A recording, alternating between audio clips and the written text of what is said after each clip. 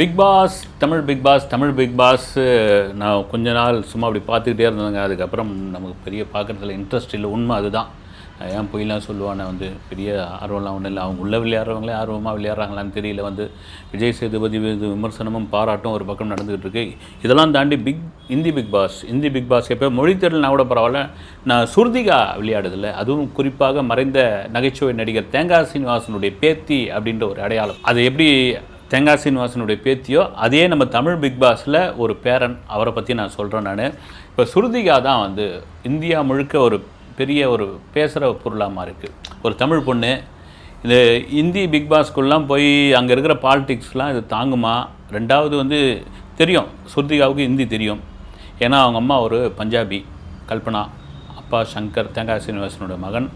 இவங்களுக்கு ஹிந்தி தெரியுமா அப்படின்போது ஆரம்பத்தில் போய் அந்த வீட்டுக்குள்ளே போய் ஹிந்திலாம் பேசும்போது நிறைய பேர் கலாச்சாரம் இப்போ நம்ம நார்த்து வடக்கன்ஸ் இங்கே ஹிந்தி பேசுனா தமிழ் பேசுனா எப்படி நம்ம ஒரு மாதிரி கலாய்ப்போம். அது மாதிரி தான் என்ன அந்த பொண்ணு ஹிந்தி பேசுது அப்படின்ற மாதிரி நமக்கு அது பெரிய இதுவாக இருக்குது. ஆனால் போக போக போக போக அந்த வீட்டுக்குள்ளே எப்படி தன்னுடைய கேம் விளையாடணும், மைண்ட் கேம் எப்படி விளையாடணும், அந்த பிக் பாஸ் வீட்டுக்குள்ளே மிக தெளிவாக தெரிஞ்ச ஒரு புத்திசாலியான பொண்ணுங்க. வெகுலிலாம் கிடையாது, செம புத்திசாலி. அவங்க அண்ணன் ஆதித்யாவே ஒரு இன்டர்வியூ கொடுத்துருக்காரு. நெய் இட்லி சாம்பார் அப்படின்னு ஒரு ரெஸ்டாரண்ட் ஒன்று வச்சுருக்காரு. அவர் இதுவில் ரஜினி கூடலாம் நடிச்சிருக்காப்புல, தர்பார் படத்தில் நினைக்கிறேன். ஆமாம், தர்பார் இன்னொரு படத்தில் நடிச்சிருக்காப்புல. அப்போ தான் நடிக்கும் பொழுது இவர் இன்னாருடைய பேரன்னு சொல்லாமலே இருந்திருக்காரு. அப்படியே ரஜினி தூரத்துலேருந்து பார்த்துருக்காரு. ப்ரொடக்ஷன் கூட சொல்லலையானு தெரியல. அப்புறம் இவர் வழக்கமாக ரஜினிகாந்த் அவர்கள் கேரவனுக்குள்ளே போகாதவர், வெளியே சேர் போட்டு உட்காந்துக்கிட்டு அங்கே அவர் நடித்த காலத்தில் இருந்த லைட் மேனு, டச்சப் பாய், மேக்கப் மேன் இவங்கெல்லாம் கூப்பிட்டு அந்த தொழிலாளர்கள்லாம் கூப்பிட்டு பேசக்கூடிய ஒரு நபர். அப்போ இருந்த ஆர்டிஸ்ட்லாம் கூப்பிட்டு எப்படி இருக்கீங்க, ஏதா இருக்கிறீங்க, பசங்களாம் என்ன பண்ணிகிட்டு இருக்காங்கன்னு எப்போ இப்படி பார்த்துக்கிட்டே இருக்காரு. இங்கே வா தம்பி என்ன அப்படின்றாரு. அப்படியே தயங்கின்னு உட்காந்துன்னு சரி வழக்கம் போல் நம்ம ரசிகர் தான் இவர், இங்கே படத்தில் நடிக்கிற எல்லாம் ஓகே ஆமாம் நடிக்கிறேன் சார், இது பண்ணுறேன் சார், நான் தேங்காய் சீனிவாசனுடைய பேரன் சார் அப்படின்னு. என்னது அப்படின்ட்டு ஷாக் ஆகிறாரு. ரஜினிகாந்த், தேங்காய் சீனிவாசன் அவர்கள் நிறைய படங்களில் நீங்கள் தில்லுமுள்ளு படம் எவர் கிரீன். இப்போ இவர் என்ன சொல்கிறார், ஆதித்யா அவருடைய எங்கள் அக்கா தான் சுருதிகா, செம்ம போல்டான ஆள், அதெல்லாம் யாருக்கும் அசராத ஒரு ஆள். போய் பிக் பாஸ் வீட்டில் நீங்கள் பாருங்கள், இப்போ கிட்டத்தட்ட ஒரு 60 நாளுக்கு மேலே ஆகிட்டுருக்குன்னு நினைக்கிறேன். 60 நாளுக்கு மேலே, 60 நாளுக்கு தாக்கு பிடிக்கிறதே பெரிய விஷயங்க. ஏன்னா அங்கே அவ்வளோ பாலிடிக்ஸு. அங்கே பார்த்தீங்கன்னா அங்கே கொடுக்குற அந்த கேம்லாம் வித்தியாசமாக இருக்கும். ஒரு கழுதையோ ஒரு குதிரையோ கொண்டு நிறுத்தி அதை குளிப்பாட்டி கொண்டெல்லாம் சொல்லி அப்புறம் ப்ளூ கிராஸ்லாம் உள்ள நுழைஞ்சி சல்மான் கானுக்கு எச்சரிக்கைலாம் விட்டு அந்த கழுதை தான் ஓட்டி போயிட்டாங்க வெளியே. அது மாதிரி இதெல்லாம் பண்ணுவாங்க. அப்புறம் திடீர்னு கழுதை சாணி அள்ளுங்கன்னுவாங்க. அப்புறம் பாத் டாப் இருக்குல்ல குளிக்கிறது, அதில் உள்ள சாணியை கரைச்சிட்டு இதில் படுத்துக்கிட்டு இருங்க. இது மாதிரி இரிட்டேட்டிங் பண்ணுறது. இதெல்லாம் மீறி அங்கேயும் அதே போல் தான் அந்த கேமரா இருக்கிறது தெரியாமல் ஏதாவது ஒன்று உளரும்போது அது பெரிய ட்ரெண்ட் ஆகும். இதை தான் பிக் பாஸில் சுருதிகாவுக்கு பண்ணலான்னு நினைக்கும் பொழுது சுருதிகா எல்லாரையும் வச்சு ஒரு மாதிரி பண்ணிகிட்டு இருக்காங்க. ஃபராகான் அவங்க ஒரு தடவை நேரடியாகவே திட்டிருக்காங்க சுருதிகா அம்மா நீ தப்பாட்டம் ஆடுற, சரியில்லை, நல்லது கிடையாது அப்படின்னு. உடனே அதில் இறங்கிட்டாங்க. இது சவுத் இந்தியன் பொண்ணு, ஃபராகான் இதெல்லாம் பார்க்குறாங்க, நார்த்து சவுத்து பார்க்குறாங்க, அதனால் சுருதிகாவை திட்டுறாங்க. அது மாதிரியான விஷயங்கள்லாம் ஆனால் சுருதிகா அதெல்லாம் தாண்டி அந்த பிக் பாஸ் இருக்கார்ல, அவருக்கு தமிழ் சொல்லி கொடுத்த ஒரு விஷயம் பெரிய வைரல் ஆகிடுச்சு.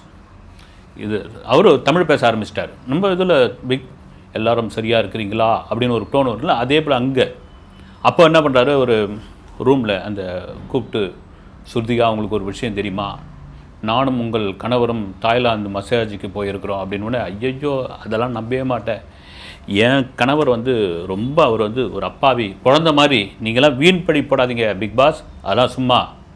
ஏன்னா எங்கள் கணவரை நான் அப்படி லவ் பண்ண வசதியான வீட்டு ஆள் அவர் அர்ஜுன், அவருக்காக வசதியானவர்களுக்காக அந்த கல்யாணத்தை எங்கள் பேரண்ட்ஸு ரொம்ப சிறப்பாக நடத்தணுன்னு நிறைய சொத்து பத்தெல்லாம் விற்றாங்க அப்படின்னு அந்த விஷயத்தெல்லாம். இது தாங்க அந்த யதார்த்தமான ஒரு விஷயம் இருக்குது இல்லைங்களா. இதுதான் அந்த பிக் பாஸோடைய பெரிய வலிமையான ஒரு விஷயம். இதை சொல்ல வேண்டிய அவசியம் இல்லை.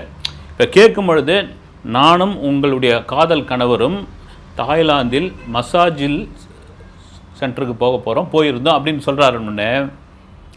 எங்கள் கணவர் யார் தெரியுமா, நாங்கள் எப்படி லவ் பண்ண தெரியுமா, எங்கள் கணவர் என்னை விட வசதியானவர், இது எங்கள் ஃபேமிலிக்கெலாம் தெரியும், தெரிஞ்சோம். எங்கள் ஃபேமிலி வந்து கிராண்டாக பண்ணணும், நல்லா பண்ணணும், நாங்கள் எந்த விதத்தில் குறைஞ்சவங்க கிடையாது, தேங்காய் சீனிவாசன் ஃபேமிலி வந்து பெரிய ஃபேமிலி அப்படின்னு சொல்லணுன்றதுக்காக நிறைய சொத்து பத்துலாம் விற்று இந்த திருமணத்தை பண்ணாங்கன்னு நாங்கள் சொல்லும் பொழுது அந்த யதார்த்தம் ஆடியன்ஸுக்கு ரொம்ப பிடிச்சமான, குறிப்பாக நார்த் இந்தியன் ஆடியன்ஸுக்கு இந்த பொண்ணு யாருப்பா இப்படி பேசுதுன்னு.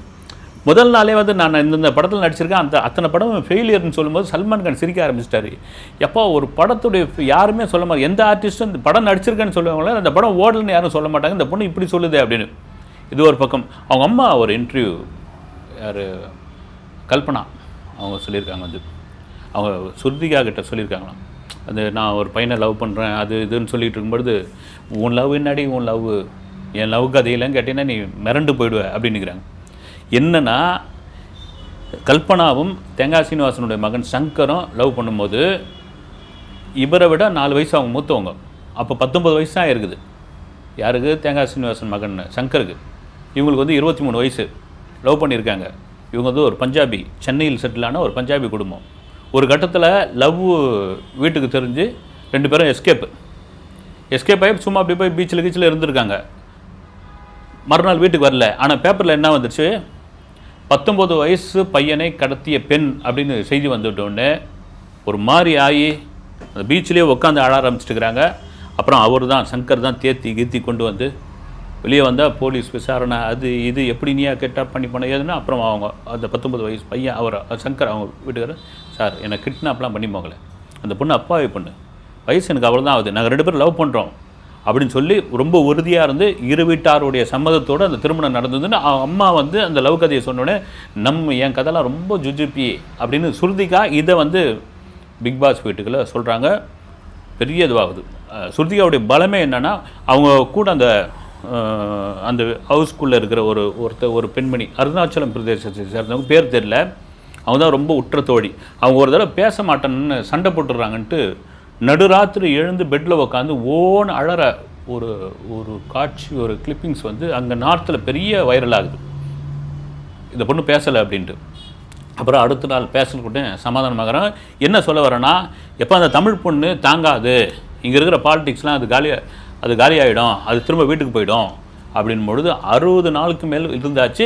இப்போது ஸ்ருதிகாவுடைய தம்பி என்ன சொல்கிறாரு, இது என் தங்கச்சி தாங்க சாம்பியன் பட்டம் அடிச்சிடும் பாருங்கள், ஒரு நல்ல ஒரு பல்க் அமௌண்ட் வாங்கி வந்துடும். ஏன்னா குக் வித் கோமாளிலே கலக்குன்னு கலக்கின பொண்ணுது. அப்புறம் தனியாக யூடியூப் சேனல் ஆரம்பித்து அதில் ஒரு பக்கம் எங்கள் அப்பா அம்மா, எங்கள் தாத்தா எப்படி வந்து டைமிங்கில் ஹியூமர் அடிப்பாரோ அதேமாதிரி எங்கள் அப்பாவுக்கு அந்த குணம் உண்டு, பயங்கர ஹியூமர் சென்ஸ் உள்ளவர். அப்படியே எங்கள் அப்பா எங்கள் தாத்தாவுடைய ஜெராக்ஸ் தான் ஸ்ருதிகா, பயங்கர ஹியூமர், பயங்கர போல்டு அப்படின்னு. சரி, இந்த தமிழ் பிக் பாஸ்னு ஒன்று இருக்க, என்னையா ஆச்சு இது, யாரையோ கொண்டு வராங்க, வைல்ட் கார்டில் கொண்டு வராங்க, அதெல்லாம் பண்ணுறாங்க, என்னென்னோ பண்ணி பார்க்குறாங்க, ஒன்றும் இல்லை. உலகநாயகன் கமலஹாசன் இல்லாதான் இதனுடைய பெரிய பலவீனமா அப்படின்லாம் வந்து உண்மையிலே அதுவும் ஒரு காரணம்தான். உண்மையிலே அனுபவசாலி தான். எத்தனை விதம் பார்த்துருக்காரு. எங்க ஒரு புக்கை வச்ச ஒரு விஷயத்தை சொல்லிட்டார், இந்த புத்தகங்களை படிங்கன்னு சொல்லி அது பெரிய ஹைலைட் ஆயிடுச்சு.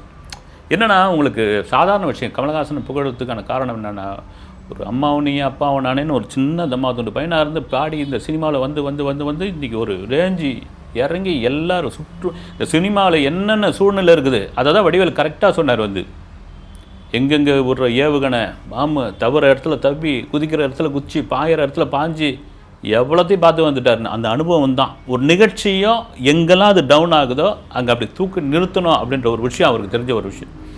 இதெல்லாம் மீறி இங்கே இந்த பிக் பாஸ்க்குள்ளே எப்படி வந்து தேங்காய் சீனிவாசனுடைய பேத்தி இந்தியில் ஒரு கலக்கிட்டு இருக்காங்களா, அதே போல் தமிழில் ஒருத்தர் கொண்டு வந்தாங்க. அவர் பேர் சிவகுமார். முதல்ல அவரை யாருன்னு தெரியல. வந்து ஒரு 28 நாள் இருந்தார். வந்து 28 நாளுக்கு அப்புறம் அவரை அமிச்சிட்டாங்க, வெளியே வந்த பிறகு தான் அவரை பற்றி தெரிய ஆரம்பிச்சது, அவர் பேசினப்போ தெரிய ஆரம்பிச்சது, எப்பா இவர் வந்து நடிகர் திலகம் சிவாஜி கணேசன் அவருடைய பேரன் அப்படின்னு. என்னங்க இது அப்படின்னு நமக்கு ஆல்ரெடி தெரியும். வந்து தெரியாதவங்களுக்கு வந்து எனக்கெலாம் கூட நிறைய பேர் ஃபோன் பண்ணிலாம் கேட்டாங்க. வந்து இந்த பிக் பாஸில் சிவகுமார்னு ஒருத்தர் இருந்தார், அவர் நடிகர் திலகம் சிவாஜி கணேசன் அவர் பேரனா அப்படின்னு. ஆமாங்கண்ணே. இல்லை, எங்களுக்கு தெரிஞ்சது வந்து விக்ரம் பிரபு, துஷ்யந்த் இவங்க தானே அப்படின்னு. இல்லை, இவர் வந்து அவருடைய மூத்த மகன் திரு ராம்குமார் அவர்களுடைய மகன் தான், ஸ்ரீபிரியாவுடைய அக்கா மகன். அப்போ ஏதோ ஒரு திருமணம், அறிவிக்கப்படாத ஒரு திருமணமாக நடந்திருக்குது. இவர் வந்து பிறந்திருக்காரு, வெளியே சொல்லலை. ஏன்னா மாபெரும் நடிகன் சிவாஜியோடைய ஃபேமிலி அது எந்த விதத்திலும் பாதிக்கக்கூடாதுன்னு. ஆனால் எனக்கு இன்னும் ஞாபகம் இருக்குது, ஏபிஎம்மில் ஒரு ப்ரெஸ் மீட்டு ஏவிஎம் ஸ்டுடியோவில் ஏவிஎம் ப்ரீவியர் தேட்டரில் ஒரு ப்ரெஸ் மீட்டில் ஸ்ரீபிரியா அவர்களுடைய அம்மா அவங்க தான் வந்து தன் பேரனை அறிமுகப்படுத்துகிறாங்க. படம் பேர் வந்து சிங்கக்குட்டி, இவர் பேர் வந்து சிவாஜி தேவ் அப்படின்றாங்க. இவங்க தாத்தா மாதிரி பார்க்குறதுக்கு தாத்தா மாதிரியே இருப்பார், தாத்தா மாதிரியே செய்வார். எனக்கு ஒன்றும் புரியல. ஆனால் சீனியர் ரிப்போர்ட்டர்ஸ்லாம் சொன்னாங்க வந்து என்கிட்ட, தம்பி இவர் வந்து நடிகர் திலகத்துடைய பேரன் இவர் அப்படின்னு. அப்புறம் அந்த கதையெல்லாம் சொல்லும்பொழுது வந்து நிஜமாக ஆரம்ப கட்டத்தில் பராசக்தி சிவாஜி இருக்கார்ல, அந்த முகவெட்டு அவருக்கு அப்படியே இருந்தது வந்து. நீங்கள் இப்போ பார்த்தீங்கன்னா கூட தெரியும். அவர் சிவாஜி தேவனு வெங்கடேஷ் தான் அந்த படத்தை டைரக்ட் பண்ணார். நல்லாயிருக்கும் அந்த படம். அது ஏன் அப்புறமா போகலன்னு அப்புறம் ஒரு 2-3 படங்கள் நடித்தார், சரியாக கிளிக் ஆகல. இப்போ அந்த பிக் பாஸ்க்கு வந்திருந்தார். 28 நாள், ஒரு நாளைக்கு வந்து 15,000 ரூபாய் அப்படின்னு ஒரு பேமெண்ட் அப்படின்ட்டு ஒரு கிட்டத்தட்ட ஒரு 4 லட்ச ரூபா அவருக்கு ஜிஎஸ்டிலாம் போக கிடச்சிருக்குன்னு ஒரு சந்தோஷமான ஒரு விஷயம். ஆனால் அவருக்கு பட வாய்ப்புகள் கிடைக்கல. மற்றபடி வந்து சீரியல்கள் அப்புறம் டிவி ஷோவில் எதுலையும் பெருசாக இதுவாகலை. என்னதான் இவருடைய பேரன் அவருடைய மகன் இருந்தாலும் வந்து அதிர்ஷ்டம்ன்ற ஒரு விஷயம் இருக்கு இல்லைங்களா. இப்போ நிறைய பேருக்கு தெரிய ஆரம்பிச்சிது. இப்படியான்னு கேட்க ஆரம்பித்தாங்க. அது இன்னாருடைய பேரன் தான் அவர்கள் வந்து எங்கேயும் அவங்க பெருசாக ஒன்று சொல்லிக்கலாம். அவங்க நினச்சிருந்தா வேறு விதமாக கூட சொல்லியிருக்கலாம். அப்போ ஜூனியர் சிவாஜின்னு எழுத ஆரம்பித்தாங்க வந்து. இதை கூட அவங்க நடிகை ஸ்ரீபிரியா கூட அந்த அளவுக்கு சொல்லலை. அவங்க அம்மா தான் வந்து ப்ரெஸ் மீட்டில் நாங்களாம் என்னெல்லாம் தெரியாது. அவங்களுக்கு வந்து அப்போ சீனியராக இருந்த ரிப்போர்ட்டர்ஸ்லாம் அவங்களாம் ஒவ்வொருத்தராக பேரை சொல்லி நாங்களாம் அந்த காலத்தில் இவரை இப்படி பார்த்துருக்கேன், இந்த காலத்தில் இவரை பார்த்துருக்கேன்னு சொல்லி அவங்க பெருமையாக சொல்லிகிட்டு இருந்தப்போ, எப்படி எங்களுடைய மகளுக்கு நீங்கள் வந்து ஒரு நல்ல ஒரு எழுதி வரவேற்பு கொடுத்தீங்களா, அதுமாதிரி என் பேரண்ட்லாம் கொடுங்கன்னு சொல்லியிருந்தாங்க. இப்போ அதுதான் வந்து பெரிய விஷயமாச்சு. இப்போ அந்த சிவகுமார் ஒருவேளை அவர் வந்து ஜூனியர் சிவாஜி தேவ் அப்படின்ற ஒரு அடையாளத்தோடு பிக் பாஸ்க்குள்ளே போய் இறக்கியிருந்து அவர் அதே கட்ஸோட விளையாடி இருந்தால் இன்னும் கூட அவர் விளையாடி இருக்கலாம். அந்த ஆட்டத்தையே இங்கே தமிழ் பிக் பாஸில் மாற்றிருக்கலாமேன்னு தோணுது. அவர் எங்கேயுமே தன்னை அடையாளப்படுத்திக்கல, இப்போவும் அவர் கூட சொல்லிக்கல அப்படின்ற ஒரு விஷயம்தான். இதெல்லாம் மீறி ஒரு பக்கம் வடக்கு வாழ்கிறது தெற்கு தேய்கிறது அப்படின்னு சொல்லிட்டு இருக்காங்கல்ல. இப்போ வடக்கு வாழ்கிறது அப்படின்றதுக்கு காரணமே, வடக்கு பிக் பாஸ் வாழ்கிறது அப்படின்றதுக்கு காரணமே இந்த தெற்கில் இருந்து போன சுருதிகா தான் அப்படின்னு நமக்கு தெரிய வருது. ஓகே, சுருதிகா உண்மையிலே சாம்பியன் ஆவாங்களா அப்படின்ட்டு, பட்டத்தை வெல்வாங்களா அப்படின்னு பார்த்தா ஆட்டத்தை பார்க்கும்போது தெரியுது வந்து இருக்கட்டும். ஷில்பா ஷெட்டி அப்படி தான் வந்து பிரிட்டிஷ் இதில் அங்கிருந்த பிக் பாஸில் இப்போ விளையாடும் போது இந்த பொண்ணு ஏஷியா பொண்ணு, இந்திய பொண்ணு, இதை வச்சு நல்ல கலாய்ச்சிடலாம் அப்படின்னும் போது எல்லாத்தையும் தாங்கிக்கிட்டு வின் பண்ணிட்டு வந்தாங்க. அதுமாதிரி சுருதிகா வின் பண்ணுறதுக்கான நிறைய வாய்ப்பு இருக்குது. அடுத்த வீடியோவில் சந்திக்கிறேன். நன்றி.